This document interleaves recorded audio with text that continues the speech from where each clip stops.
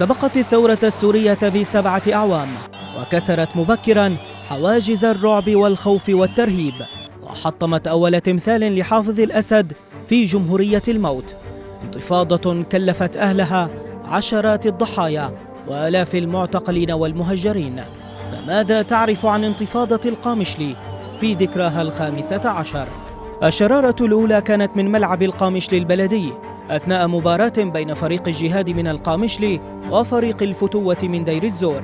شعارات سياسية استفزازية في المدرجات كانت كافية لاندلاع اشتباكات بين جماهير الفريقين، لتتدخل شرطة حفظ النظام ضد مشجعي نادي الجهاد مستخدمة الرصاص الحي من أجل تفريقهم، مما أدى إلى وقوع 6 ضحايا من السوريين الكرد بينهم 3 أطفال.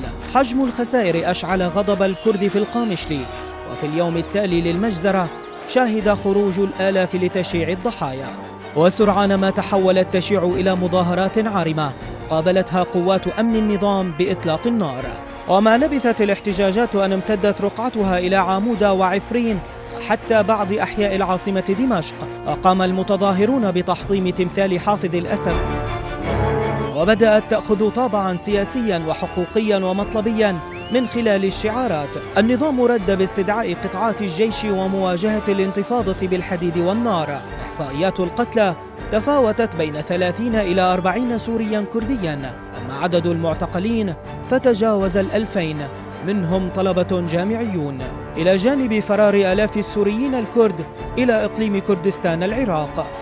مفوضية اللاجئين أنشأت مخيماً لاستقبالهم بالقرب من مدينة دهوك العراقية.